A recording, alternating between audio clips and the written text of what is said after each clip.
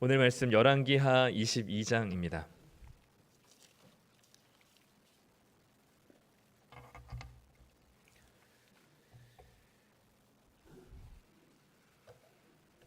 열왕기하 22장 1절부터 20절까지 말씀입니다.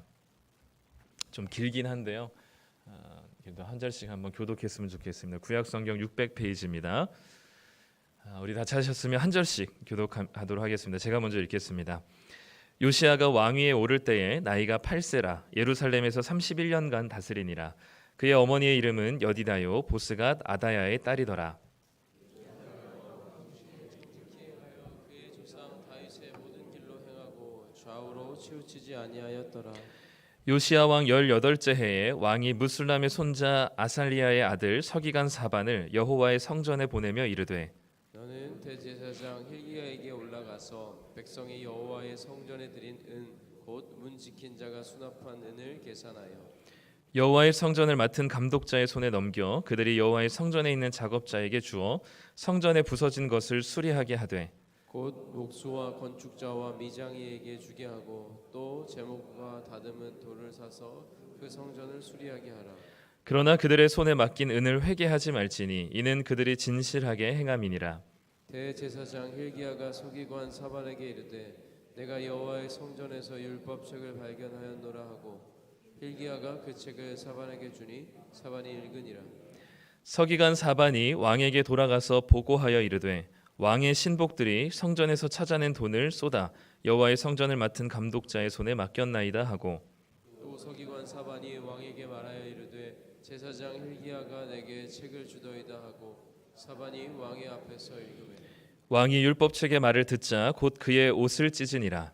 왕이 제사장 힐기야와 사반의 아들 아히감과 미가야의 아들 악볼과 서기관 사반과 왕의 시종이사 아사야에게 명령하여 이르되 너희는 가서 나와 백성과 온 유다를 위하여 이 발견한 책의 말씀에 대하여 여호와께 물으라. 우리 조상들이 이 책의 말씀을 듣지 아니하며 이 책에 우리를 위하여 기록된 모든 것을 행하지 아니하였으므로 여호와께서 우리에게 내리신 진노가 크도다. 이에 제사장 힐기야와 아히감과 악볼과 사반과 아사야가 여선지 홀다에게로 나아가니 그는 하라스의 손자 디과의 아들로서 예복을 주관하는 살룸의 아내라. 예루살렘 둘째 구역에 거주하였더라. 그들이 그와 더불어 말하니 훌다가 그들에게 이르되 이스라엘 하나님 여호와의 말씀이 너희는 너희를 내게 보낸 사람에게 말하기를 여호와의 말씀이 내가 이곳과 그 주민에게 재앙을 내리되 곧 유다 왕이 읽은 책의 모든 말대로 하리니 이는 이 백성이 나를 버리고 다른 신에게 분향하며 그들의 손의 모든 행위로 나를 경노하게 하였습니다.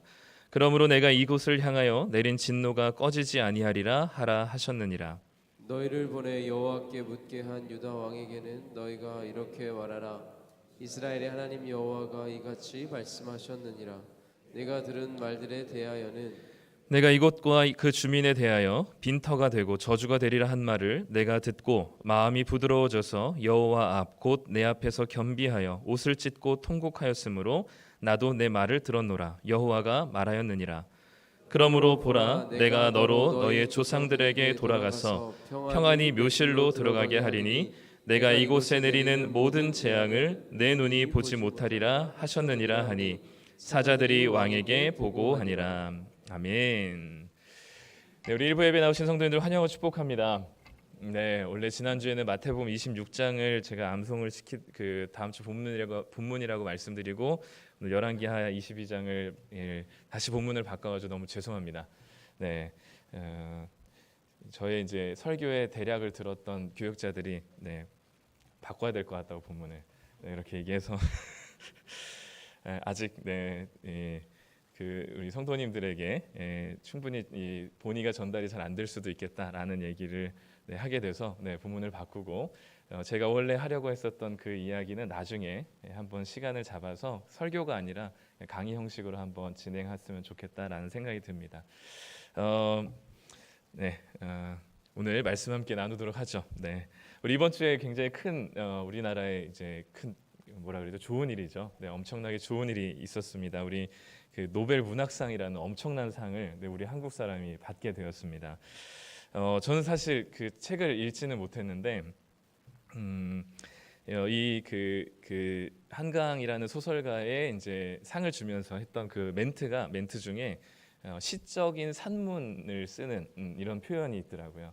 그래서 찾아보니까 이제 처음 등단을 시인으로 등단을 하면서 여러 시집을 내기도 하면서 이제 소설을 썼는데, 그렇기 때문에 이 소설가가 쓴 소설의 이제 글들이 굉장히 시적인 표현들, 그리고 되게 이렇게 여러 가지 아름다운 이 인간의 내면에 대한 복잡한 감정들을 굉장히 세밀하게 섬세하게 시적인 단어로 표현했다라는 것이 이제 이 소설가의 굉장히 큰 특징 중에 하나로 꼽더라고요. 그래서 오늘 또 우리가 가을이기도 하고 또 우리도 문학적인 소양이 또 나름 또 있는 우리 들이기 때문에 그 책 중에 한 꼭지를 한번 제가 읽어드렸으면 좋겠다는 생각이 듭니다.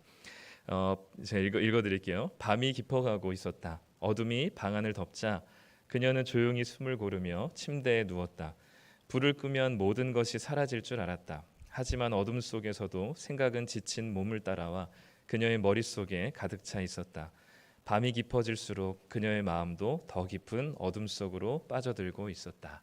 네, 표현이 되게 그 마음의 감정의 그 외로움과 많은 복잡한 생각들에 대한 표현들을 굉장히 잘 표현해주고 있는 글인 것 같습니다. 한번 읽어보시길 추천드리고, 근데 뭐 이렇게 여러 이야기 들어보니까 채식주의자라는 책이 어제 북커상을 받았는데 그 책은 굉장히 어렵대요. 네, 그래서 그 책 말고 다른 책을 먼저 읽으시면 좀 더 즐겁게 또는 이제 읽으실 것 같습니다. 여러 가지 이제 그 우리 문화의 이 한국의 문화가 여러 세계에서 인정을 받게 되는 순간들이 이제 한 꼭지들이 있는데, 저는 사실 이 노벨 문학상을 수상한 작가의 글을 그 작가가 원래 처음 쓴 그 글을 한글로 읽을 수 있는 시대가 있을 줄 몰랐어요. 다 언제 외국인들이 쓴 글이기 때문에 한 번은 번역해서 쓴 글들을 읽어야 하는 거잖아요. 근데 이 노벨 문학상을 수상한 우리나라 사람의 한글로 된 그 첫 이 온전한 그 원본의 작품을 그 언어로 읽어낼 수 있다는 건 굉장히 큰 축복이 아닌가 싶으면서, 또 직업병이기 때문에 또 한글로 번역된 우리의 손에 쥐어진 성경이 우리에게 있다는 것은 정말 큰 축복입니다. 네, 노벨 문학상보다 훨씬 더 우리에게 가치 있는 이 성경 말씀이 외국어가 아니라 우리나라 말로 번역되어서 우리 손에 아주 저렴한 가격으로 들어올 수 있는 것은 정말 큰 은혜예요. 이게 우리 손에 이렇게 저렴한 가격으로 들어오기까지는 우리는 잘 알지 못하지만 수많은 사람들의 피 흘림들이 있었습니다. 그렇기 때문에 우리가 우리말로 한글 성경을 읽는다는 것은 축복이니 이제는 미루지 마시고 말씀을 열심히 묵상하고 읽으시고 열심히 하나님 말씀 앞에 나아가는 시간들이 있었으면 좋겠습니다. 오늘은 요시야 왕의 이야기입니다. 우리는 이제 여러 왕들의 이야기가 사실 짤막하게 기록되어 있어요. 물론 우리가 느끼기에는 좀 길긴 하는 것 같은데 여러 왕들의 이야기가 되게 짧게 기록이 되어 있습니다. 그래서 읽다 보면은 사실 성경에서 기록된 이야기로만 우리는 그 왕에 대한 평가와 또 그 왕에 대한 이미지를 갖게 되죠. 그런데 우리는 이 왕들을 몇 구절 정도로 그 왕이 어떤 왕이다라고 우리가 정의 내리고 평가하긴 하지만, 사실 면밀히 따져보면 성경에 기록되지 않은 그들의 더 많은 삶들이 훨씬 더 많이 있게 되죠. 그런 의미에서 오늘 요시야라는 왕도 어떻게 보면 굉장히 기구한 인생을 산 사람이라고 할 수 있습니다. 처음 시작부터 어린 시절부터 굉장히 불행한, 그러니까 어떻게 보면은 불행한 어린 시절로 시작됐기 때문에 그 인생을 제가 무너진 채로 시작된 인생이다라는 이렇게 붙여봤는데요. 이 요시야가 아주 어린 시절, 언젠지는 모르겠지만 그 아버지가 왕이 된 지 2년 만에 아주 믿고 의지하던 신하들로부터 살해를 당하게 됩니다. 그러니까 뭐 병으로 죽거나 뭐 갑작스러운 사고로 죽어도 어린 아이에겐 굉장히 큰 충격일 텐데, 믿고 의지하던 신하들에게 잔인하게 살해를 당한 이 아버지의 부재를 경험하는 그 요시야의 어린 시절은 부모님의 사랑을 받고 자라는 그런 행복한 기억보다는 아버지를 굉장히 끔찍하게 잃어버린 불행의 기억으로 굉장히 가득했을 겁니다. 아마도 이런 삶으로 어린 시절을 시작한 한 인생이라면 나중에 커서도 이 인생은 아마 정상적인 삶은 살 수 없을 것이라고 여길 정도로 기구한 인생이죠. 그런 끔찍한 상황에서 이 요시야가 왕이 됩니다. 불과 8살이에요. 8살에 왕이 되면 어떤 기분이실 것 같으세요? 아싸 좋다 이렇게 할 것 같을까요? 8살짜리가 왕이 되었으니 아마 아무도 이 왕에 대한 기대가 없었을 겁니다.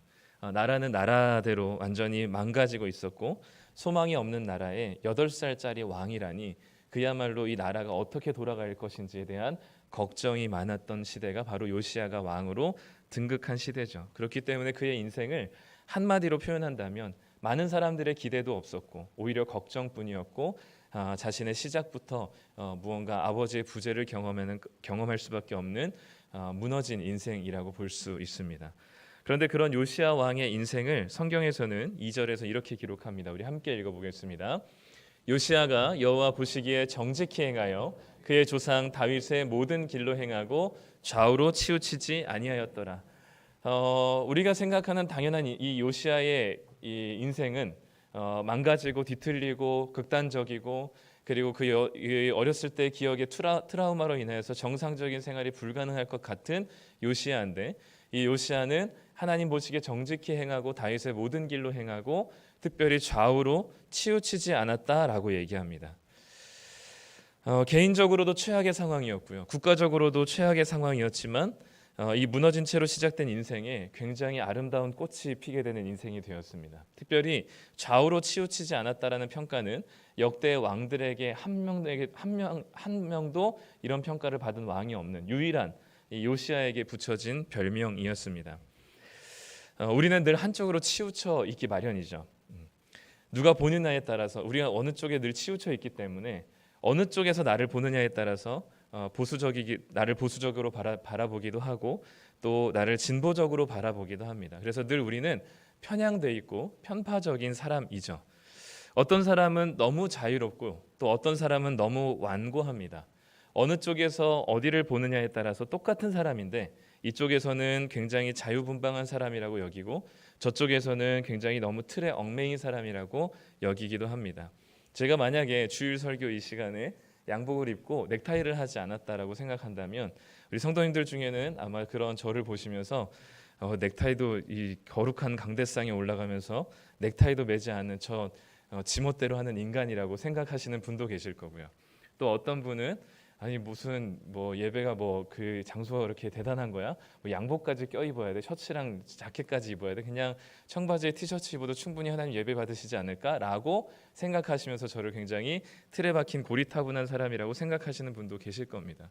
즉 저는 동일하지만 어느 쪽에서 누군가가 저를 바라보느냐에 따라서 저는 이쪽에 치우친 사람, 저쪽에 치우친 사람이 되겠죠. 그리고 사람이라고 한다면 반드시 그 중간에서 균형 잡고 꼭 그 중도를 걸을 수 있는 사람은 아무도 없을 것 같습니다.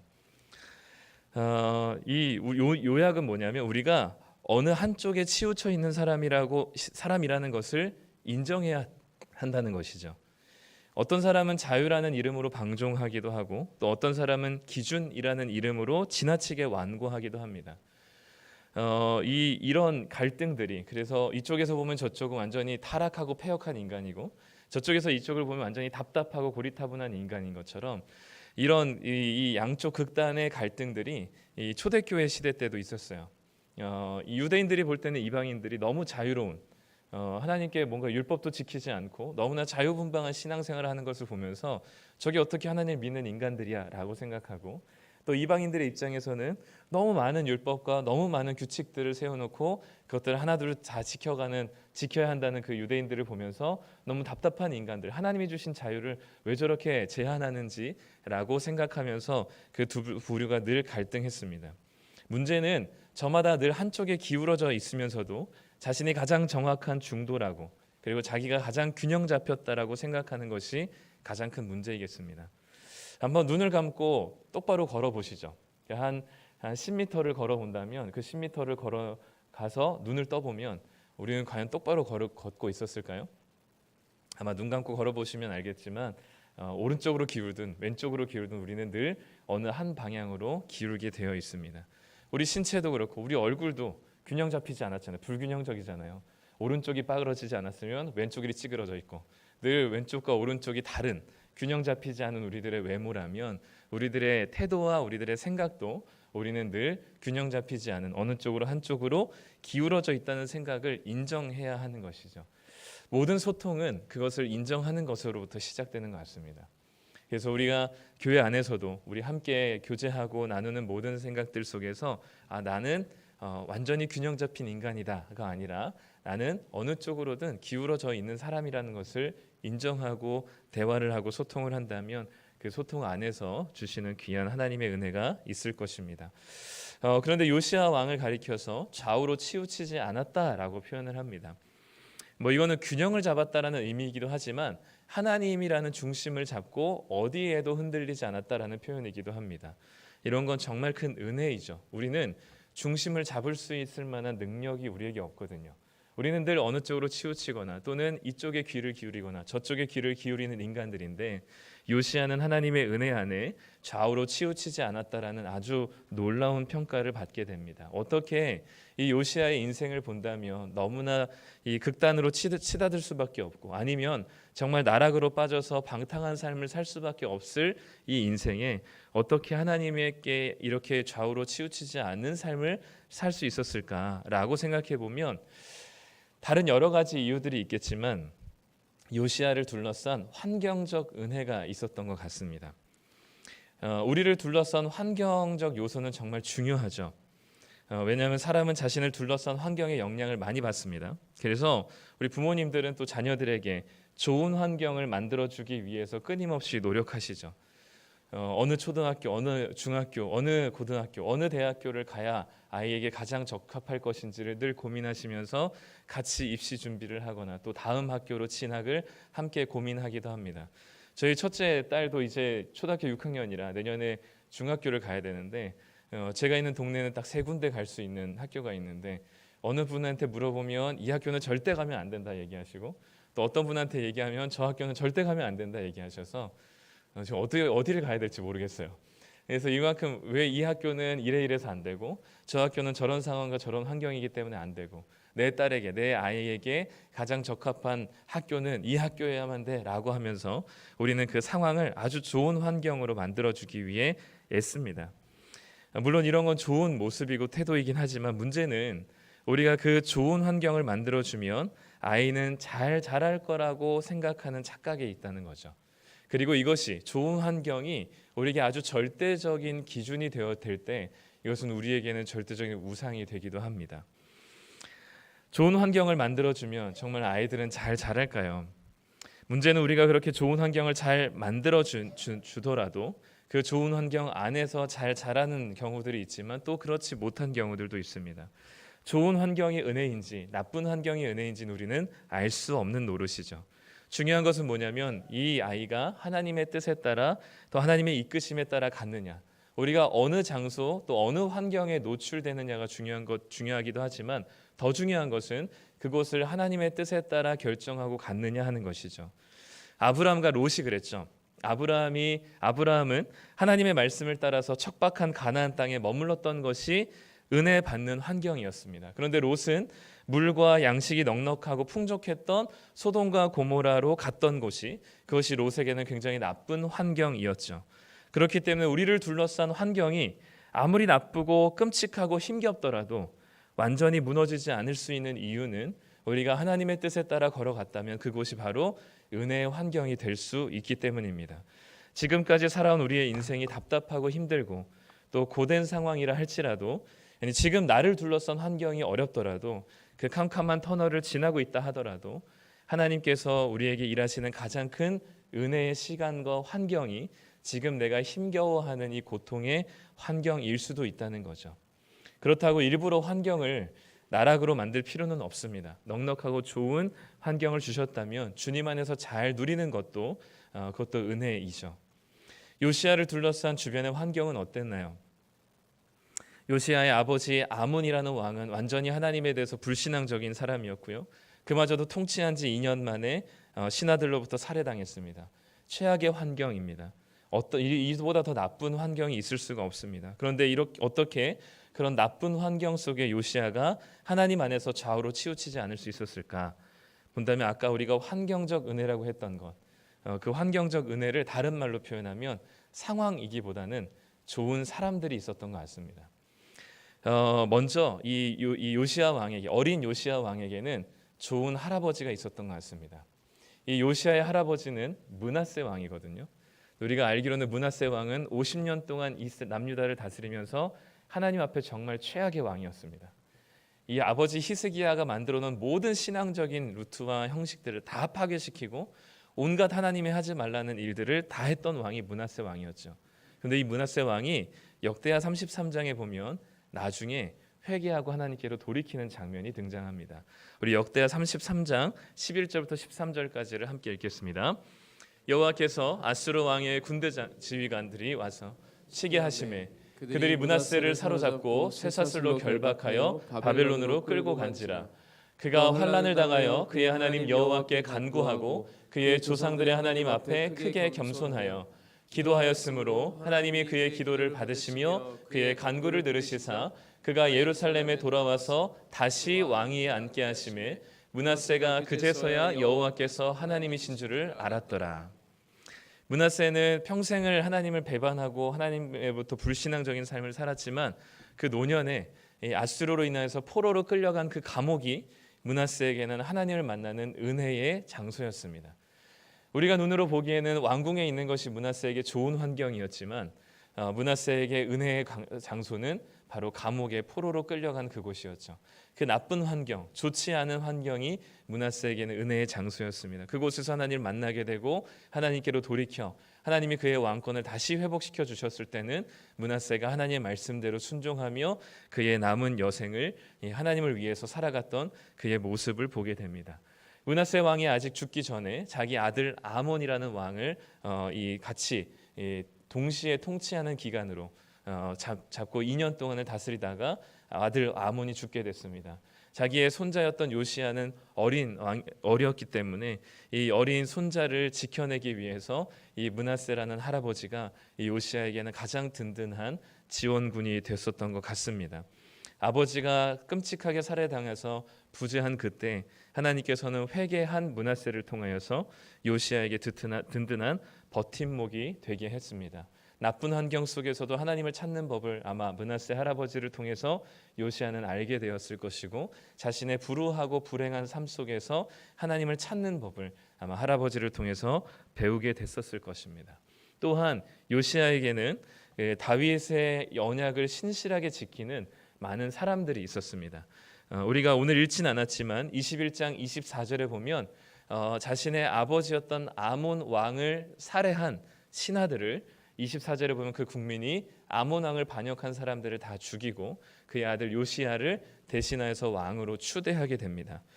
이 사람들이 그 국민이라고 되어 있는데 이 국민이라는 말은 그 땅의 사람들이라는 의미입니다. 즉 그 땅의 백성들은 요시야를 개인적으로 좋아하거나 아몬 왕에게 충성을 다한 사람들이 아니에요. 이 사람들은 왜 아몬 왕을 죽인 반역자들을 죽였냐면 하나님께서 다윗 가문을 통하여서 이 나라를 영속하게 하시겠다는 그 언약을 믿고 있었던 사람들이었습니다. 그 땅의 백성들은 그 땅에 내린 다윗의 언약을 신실하게 믿고 살아갔던 사람들이죠. 그런데 그것을 이 반역자들이 그것을 지금 뒤틀려 버리는 겁니다. 그렇기 때문에 그 반역자들을 처단하고 그의 아들이었던 다윗 가문이었던 요시야를 왕으로 추대하고 그를 적극적으로 지지했던 사람들이 바로 이 그 땅의 사람들이죠. 이 요시야 주변에는 이렇듯이 그의 상황은 무너져 내렸지만 그 요시야 주변에 든든한 그를 지원하고 격려하고 그리고 그의 든든한 신앙적인 기둥이 될 만한 사람들이 주변에 많이 있었습니다. 그래서 요시야는 그냥 보면 정말 불행한 인생으로 완전히 나락의 인생을 살 수밖에 없는 인생이었지만 그의 주변에 상황은 무너지더라도 그를 일으킬 만한 사람들이 주변에 있었던 것이죠. 결국 환경적인 은혜라고 하는 것은 내 상황과 환경이 좋아지기 때문에 주시는 은혜가 아니라 내 상황은 무너질지라도 그런 내 무너진 상황 속에서 좋은 사람들을 마련해 두셨다는 것이 하나님께서 요시야에게 베푸신 환경적인 은혜라고 할 수 있겠습니다. 요시야가 좌우로 치우치지 않을 수 있었던 것은 결국 이 할아버지 므낫세와 그리고 그 땅의 백성들 때문이었죠. 요시야가 처한 상황보다 하나님이 그 곁에 두신 사람들 때문에 요시야는 그 자신을 지지하고 격려하고 함께 가는 그 동력자들 때문에 타락하지 않고 그 좌우로 치우치지 않는 삶을 살 수 있었던 것 같습니다. 우리에게도 마찬가지입니다. 우리의 상황은 언제든지 무너질 수 있습니다. 우리의 상황과 환경은 언제든지 나쁜 환경으로 돌아설 수 있어요. 그럼에도 불구하고 하나님께서 우리에게 주신 환경적인 은혜는 내 나쁜 상황보다 훨씬 더 나은 사람들을 주변에 두셨다는 것입니다. 하나님이 만나게 하신 사람들이 누구인지를 한번 둘러보십시오. 주중에 어떤 성도님과 통화하는 중에 그 성도님이 이렇게 이야기하시더라고요. 사실 형제들보다 부모님보다 우리 교인들을 성도들을 훨씬 더 자주 만난다. 일주일에 한 번씩 꼭 만나고 있기 때문에 가족들보다 훨씬 더 애틋한 관계라고 이야기하시더라고요. 그래서 얘기를 듣는데 정말 그런 것 같습니다. 부모님보다 더 자주 연락하고 형제들보다 더 자주 만나며 그 가족보다 더 자주 보는 사이로 하나님이 내 곁에 두신 그 환경적인 은혜가 우리에게 맺어주신 이 교회 공동체임을 믿습니다. 그러니 얼마나 귀한 분들이 함께 지금 있는 것이라 우리가 느낄 수 있을까요? 하나님 얼마나 많은 환경적인 은혜를 우리에게 베풀어 주셨음을 느낄 수 있을까요? 그런 의미에서 우리 옆에 분에게 이렇게 인사했으면 좋겠습니다. 내 옆에 계셔 주셔서 감사합니다. 네, 우리 내 옆에 계셔 주셔서 감사합니다. 네, 우리의 환경적인 은혜입니다. 네. 요시아가 할아버지 므낫세와 그리고 그 땅의 사람들을 통해서 중심을 잡고 그의 정책을 시작하게 됩니다. 성전을 고치는 일을 하는데요. 5절 말씀에 보면 여호와의 성전에 부서진 것을 수리하게 이제 부탁을 합니다. 사람을 고용하고 이제 성전을 수리하던 중에 율법책을 발견하게 되죠. 원래는 그 율법책이 성전 안에 어디 잘 보관되어 있어야 될 그 율법책이 수십 년을 지나면서 어딘가 모르게 처박혀 있었던 것 같습니다. 그 율법책을 서기관에게 전달하게 되고 서기관이 그 왕에게 들려주게 될 때 비스듬히 앉아서 그 서기관의 목소리로 율법책을 듣고 있었던 요시야 왕이 몸을 일으키기 시작하더니 급기야 바닥에 앉아서 자신의 옷을 찢으며 회개하기 시작합니다. 율법에 기록된 그 말씀이 자신을 위한 말씀 그리고 이 나라를 향한 말씀이라고 받아들였기 때문입니다. 13절 말씀인데 우리 같이 한번 읽어보겠습니다. 너희는 가서 나와 백성과 온 유다를 위하여 이 발견한 책의 말씀에 대하여 여호와께 물으라. 우리 조상들이 이 책의 말씀을 듣지 아니하며 이 책에 우리를 위하여 기록된 모든 것을 행하지 아니하였으므로 여호와께서 우리에게 내리신 진노가 크도다. 이 책에 우리를 위해 기록된 모든 것을 우리가 행하지 않았기 때문에 하나님께서 우리에게 내리신 진노가 그래서 크다고 지금 고백하는 거죠. 그러니까 지금 제일 중요한 건 뭐냐면 이 기록된 말씀이 나를 위하여 우리를 위하여 기록된 것이라는 얘기하는 겁니다. 이 발견된 율법책은 언제적 거예요? 모세 시대 때 기록한 모세 오경이에요. 요시야 왕으로부터 800년 전에 기록된 겁니다. 그 옛날 라떼 이야기, 그 옛날 이야기인데 그 옛날 이야기가 그 시대 사람들, 그 조상들에게만 적힌 말씀이 아니라 지금 우리를 위하여 기록된 말씀이라고 얘기하는 겁니다. 그래서 지금 우리를 위해 기록된 그 모세 율법의 말씀들을 보니 지금 우리가 당하고 있는 그 어려움과 고난과 진노가 하나님께서 괜히 주신 게 아니라 우리가 하나님 말씀에 관심이 없었고 그 말씀대로 살지 않았던 우리들이었기 때문에 불순종한 우리들이었기 때문에 우리가 그 말씀대로 행하지 않았기 때문에 우리에게 내리신 하나님의 진노라는 사실을 깨닫게 되었어요. 그러니까 이 말씀을 발견하고 말씀이 우리에게 있는 것을 소중하게 여기는 것은 너무나 좋은 일이지만 그 말씀이 그냥 저 옛날 이야기, 그냥 좋은 교훈 정도로만 우리가 이해한다면 전혀 우리의 삶에 이 말씀이 영향력을 미치거나 능력이 될 수 없습니다. 이 말씀이 우리 가운데 능력이 되고 우리의 삶을 변화시키시는 놀라운 힘이 되려면 이 말씀이 지금 2000년 전에 기록된 신약 성경 말씀, 3000년 전에 기록된 구약의 말씀들, 그 수천 년 전에 기록된 옛날 이야기 같은 이 구약의 신약의 말씀의 이야기들이 지금 나에게 하시는 하나님의 말씀, 나를 위해 기록한 하나님의 말씀이라는 것을 깨닫게 되는 순간 이 말씀이 우리의 영혼을 찢고 그리고 우리의 타락한 심령 가운데 부패한 것을 깨뜨리며 하나님께서 우리에게 주는 골수로 쪼개기까지 날카로운 칼이 되어서 우리의 영혼을 다시금 이 하나님의 말씀으로 세우시는 능력을 우리에게 부여하시는 것이죠. 중요한 건 나를 위하여 기록됐다라고 믿는 겁니다. 우리를 위하여 이 시대를 위하여 기록된 말씀이라고 받아들이는 것이죠. 그렇게 될 때 이 말씀이 그 이스라엘에게만 해당되는 말씀이 아니라 우리가 이 말씀을 보면서 요시야에게만 해당되는 말씀이 아니라 지금 우리에게도 이 말씀을 가지고 들어와 하나님께서 지금 우리에게도 이 교회가 왜 이렇게 타락하고 무너져 가고 있는가, 왜 이 교회가 세상 가운데 교세가 적어지는 것도 문제지만 중요한 건 한 명 한 명의 성도가 그리스도인의 능력을 가지고 세상 가운데 세상의 문화와 가치를 거스르는 새로운 복음의 문화와 가치관으로 살지 못하는 무기력한 그리스도인으로밖에 살 수 없을까를 고민할 때 우리는 이 말씀을 통해서 지금 우리에게 뭐라고 말씀하신지를 느껴야 되는 거죠. 요시야 왕에게 했었던 말씀 그대로 우리를 위해 기록된 이 말씀을 보니 우리가 그대로 행하지 않았고 그대로 살지 않았고 그저 우리는 일주일에 한 번 예배 행위를 드리는 것으로 괜찮다라고 얘기하며 우리의 일상의 모든 삶의 방식들이 하나님의 말씀이 아니라 세상의 가치를 따라 물들어 살아가면서도 우리는 스스로 괜찮은 적지 않은 괜찮은 그리스도인이라고 스스로 생각한 것이 아닐까라는 것이죠. 교세가 줄고 숫자가 줄어드는 것 때문만은 아닙니다. 세상의 이 여러 가지 복잡 다난한 문화 속에서 복음의 문화와 복음의 가치가 대안이 되고 이것이 우리들에게 능력이 되고 이 세상 가운데 이 여러 가지로 힘들어하고 고민하고 있는 세상 가운데 이 복음이 답이 되어야 되는 시대 가운데 복음이 무참하게 짓밟히고 있는 우리들의 모습이 바로 이 요시아의 시대와 크게 다르지 않는 거죠. 그런데 우리는 이 교회가 무너져 내려가는 신약의 이스라엘이라고 불리는 교회가 무너져가는 이유가 우리가 하나님 말씀을 제대로 듣지 않았기 때문이라고 얘기하는 이 말씀이 지금 우리에게 적용된다면 우리는 교회가 무너지는 이유와 원인을 자꾸 외부적인 요인에서 찾으려고 하는 시도들이 너무나 얼마나 헛된 일인지를 느껴야만 하는 것이죠. 소위 우리가 이슬람 때문에 또는 동성애 때문에 또는 공산주의 때문에 등 외부의 공동의 적을 하나 만들어서 내부를 잘 단속하고 집결하려는 우리의 모든 시도들은 다분히 그 원인을 밖에서부터 찾으려고 하는 어리석은 정치적인 일입니다. 임진왜란 때도 임진왜란이 왜 일어났을까요? 오랫동안 내전 상태로 있었던 그 일본을 도요토미 히데요시가 통일시키고 보니 각 영주들이 가지고 있는 힘과 그 할 일이 없어진 겁니다. 그리고 그 각 영주들이 데리고 있었던 그 무사들이 할 일이 없어져 버렸어요.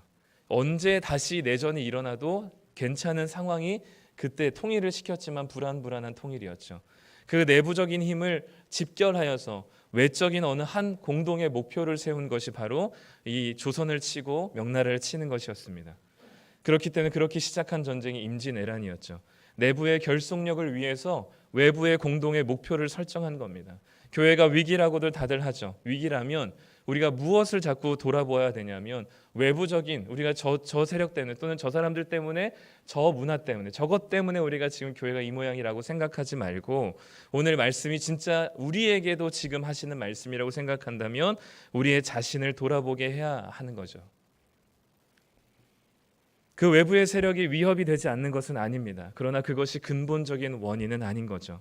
하나님께서 망해가고 있는 이스라엘 백성들에게 수많은 선지자들을 보내면서 하셨던 동일하게 하셨던 두 가지 원인, 하나님께서 말씀하셨던 이스라엘 백성들이 멸망할 수밖에 없는 이유를 뭐라고 얘기하셨냐면 첫 번째는 우상 숭배였고 두 번째는 고아와 과부와 가난한 자를 학대하고 억압하는 것이라 말씀하셨습니다. 누누이 하나님께서는 선지자들을 통해서 그 두 가지 때문에 너희들이 멸망하는 것이라고 이야기했어요. 그 이방 나라들, 이방 세력들 그 누구 때문에 망하는 것이 아닙니다. 교회도 그 누구 때문에 망하는 것이 아니라 말씀에 관심이 없는 우리들 때문에 망해가고 있는 거죠. 그러니 이 말씀이 옛날 이야기가 아니라고 생각하고 지금 우리의 삶에 하나님께서 말씀하시는 우리를 위한 기록된 말씀이라고 여긴다면 지금 내가 말씀대로 살고 있는가? 지금 이 교회가 하나같이 다 어렵다고 얘기하는 시대 가운데 나는 그리스도인으로서 정말 살아가고 있는가? 하나님의 말씀에 관심을 가지고 그 말씀의 기준이 무엇라 이야기하시는지를 살아가기 위해 애쓰고 있는가? 그게 지금 우리들에게 이 기록된 말씀이 말씀하고 있는 하나님의 목소리입니다. 먼저 그 말씀에 관심을 가졌으면 좋겠습니다. 우리에게 하시는 하나님의 말씀이 무엇라 이야기하시는지 잘 이해되지 않을지라도 그 말씀에 관심을 가졌으면 좋겠습니다. 그리고 그 지금 나에게 하시는 말씀으로 우리가 믿고 그 말씀을 통하여서 우리의 삶의 기준과 가치와 울타리를 설정하시고 그 말씀에 따라 순종하시는 삶이 되기를 간절히 소망합니다. 요시아가 그 말씀에 비추어 보니 나라가 망하는 게 당연한 결과였어요. 그런데도 한 가닥 소망을 가지고 혹시 모르니 저 선지자에게 찾아가서 하나님 정말 우리에게는 이 나라를 멸망시킬 하나님의 계획밖에 없는지, 다시 하나님의 마음을 돌이키셔서 이 나라를 회복시킬 마음은 없는지를 묻기를 원했습니다. 신하들을 보냈어요. 여선지자 훌다에게 찾아갔습니다. 훌다가 두 가지 얘기를 합니다. 첫 번째, 하나님께서 요시야의 노력에도 불구하고 이 나라는 망하게 하실 것이다. 두 번째, 요시야만큼은 하나님 앞에서 정직하고 마음을 찢고 회개했기 때문에 너를 봐서라도 너의 시대 때는 망하지 않을 것이다. 이 두 가지가 요시야에게 주었던 하나님의 메시지였습니다. 이 이야기를 들으면 어떻게 생각이 드시나요? 어차피 결론은 뻔해요. 내가 하나님 앞에 열심히 살든 안 살든 이 나라는 망하게 되어 있습니다. 근데 내 시대는 망하지 않아요. 그러면 저 같으면 그래, 야, 나는 이렇게 살다가 내 뒤에는 뭐 어떻게 되든 어차피 확정된 거니까 그냥 내 마음대로 살다가 가야지, 나나 잘 살자, 이렇게 생각하게 될 것 같습니다. 히스기야가 아마 그렇게 반응했죠. 이 나라가 이제 멸망하게 될 거다라고 예고를 들었고 너 시대는 아니라고 얘기했을 때 히스기야는 그것에 대해서 굉장히 감사했습니다. 근데 요시야는 이 이야기를 듣고 자포자기하거나 멈추지 않았습니다. 우리가 읽진 않았지만 23장에 보면 요시야가 온 백성들을 다 모아요. 남녀노소 할 것 없이 싹 다 모읍니다. 그리고 자신이 들었던 이 율법책을 낭독해 주기 시작합니다. 모든 백성들에게 율법책을 들려주기 시작하고 그 율법에 따라서 하나님의 말씀에 순종할 것을 본인이 먼저 왕이 서약하기 시작합니다. 그러니까 한두 사람씩 백성들이 손을 들고 그 말씀에 순종할 것을 서약하고, 그때부터 그 왕이 시작하는 모든 신앙 회복과 개혁의 운동에 모든 백성들이 동참하기 시작합니다. 자신의 선대 조상들이 했었던 그 수많은 악행들을, 성전에 있었던 수많은 우상들의 기구와 우상의 상들을 다 불태우고 그를 제로 만들어 버리기 시작합니다. 하나님 앞에 지키지 않았던 그 모든 유월절을 회복하기 시작합니다. 그거를 해도 멸망은 정해져 있는 결과예요. 그런데 왜 요시야는 바뀌지 않을 결과인데 그렇게 열심히 온 백성을 향해서 신앙 회복 운동을 시작했을까요? 결과는 정해져 있는데 그가 아무리 노력한다 할지라도 하나님께서 마음을 바꾸시지 않을 텐데 왜 그렇게 열심히 했을까요? 왜냐하면 은혜 받은 자의 모습이기 때문입니다. 은혜 받은 자는 무언가를 결과를 바꾸기 위해서 또는 어떤 대단한 보상을 받기 위해서 하는 일이 아니에요. 이것이 옳고 하나님이 주신 은혜가 이렇고 내가 율법책의 말씀을 들었으니 들은 이상 그것을 외면할 수가 없습니다. 하나님의 뜻이 무엇인지 알았으니 그것을 외면할 수가 없어요. 내 상황이, 내 미래가 어두워질지라도, 어두운 게 확실해질지라도, 내 삶이 더 지금보다 나아지지 않는 게 당연하다 할지라도, 그것이 분명하다 할지라도 그로 인하여서 내가 하나님을 향한 마음과 신앙이 달라지지 않는 거죠. 그게 은혜 받은 자의 모습입니다. 동시에 이 하나님께서 하신 말씀에 대한 해석의 그 틈을 노렸어요. 무엇이냐면 요시야 시대는 요시야가 회개하고 하나님의 말씀이 정직하게 행한 것을 보고 요시야 시대에는 재앙을 내리지 않겠다 말씀하셨습니다. 그러면 요시야가 죽고 난 다음에 다음 세대에 요시야 같은 사람이 또 일어난다면 그때 하나님께서 뭐라고 말씀하실까요? 내가 그 사람을 보아서 그 시대는 또 멸망을 하지 않겠다고 말씀하시겠죠. 그 다음 세대에 또 요시야 같은 사람이 일어난다면 하나님께서 뭐라고 얘기하실까요?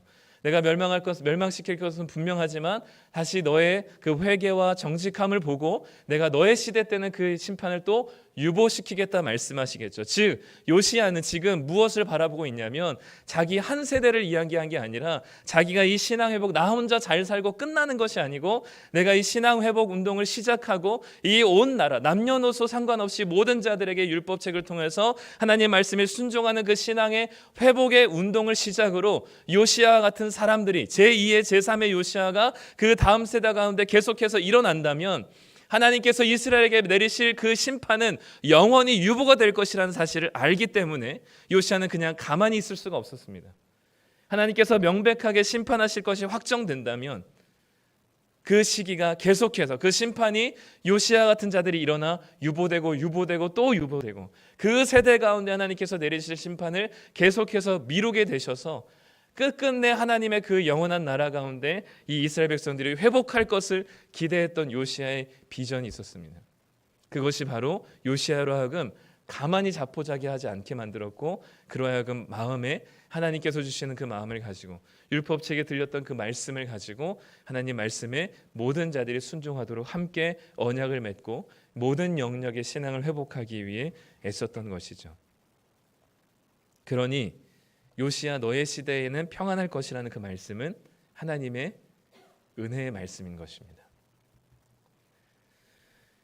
우리에게도 동일하죠. 우리 세대에 하나님께서 주신 것이라면 점점 이 교회가 무언가 교세가 줄어들고 외적인 규모로나 또는 내적인 능력으로나 무언가 보일 것이 없어지는 이 세대 가운데 다음 세대가 걱정이 되고 그 다음 세대가 걱정이 된다면 우리가 해야 될 것은 다시금 우리의 신앙이 무엇이 잘못되었는지를 돌아보는 겁니다. 우리가 하나님 말씀에 관심을 가졌는지 그 말씀대로 행하고 있었는지를 돌아볼 때 우리가 다시 하나님 앞에 결단하여 신앙을 다시 회복하는 그 시작점들이 된다면 하나님께서는 그 제2의 최강돈, 제2의 이동순, 제2의 이상록을 만들어내실 겁니다. 그렇다면 하나님께서 이 땅을 향한 하나님의 이 소망과 꿈들을 계속해서 이어가실 것이죠. 그렇다면 그것이 우리에게는 너무나 큰 은혜의 소망이 될 것입니다. 우리가 다음 세대를 걱정하는 만큼 우리 자신을 한번 돌아보시죠. 내 자신을 돌아볼 때 정말 하나님 말씀에 행하고 있는가? 그것이 우리에게 지금 우리에게 하시는 말씀이라면 우리는 그 말씀 앞에 다시 정직하게 나아가 하나님의 은혜를 구하며 하나님의 말씀 앞에 서시는, 그래서 우리의 믿음을 계속해서 이어갈 수 있는 누군가가 계속해서 제2의 요시아가 제3의 요시아가 등장하여서 하나님의 은혜의 축복을 누릴 수 있는 온 나라가 세대가 될 수 있기를 간절히 소망합니다. 시간 기도했으면 좋겠습니다. 기도할 때 하나님, 먼저는 요시아 왕의 인생 가운데, 불행한 인생 가운데 좋은 사람들을 주신 하나님의 환경적인 은혜가 있었습니다. 우리도 돌이켜 보시죠. 내가 이만큼 신앙생활을 할 수 있었던 것은 우리 주변에 누군가가 있었기 때문입니다. 하나님 정말 감사합니다. 하나님의 그 은혜가 우리를 지금까지 인도하셨습니다라고 고백하셨으면 좋겠고, 두 번째로는 하나님, 우리가 이 말씀이 나를 위하여 기록된 말씀이라면 내 삶은 진짜 요시아 시대와 같이 정직한가, 괜찮은가, 하나님 말씀대로 살고 있는가를 돌아보시며 그 말씀 앞에 우리를 다시 한번 세우는 정직한 고백이 우리 기도 가운데 있기를 간절히 소망하며 이 시간 같이 함께 한 목소리를 기도하길 소망합니다.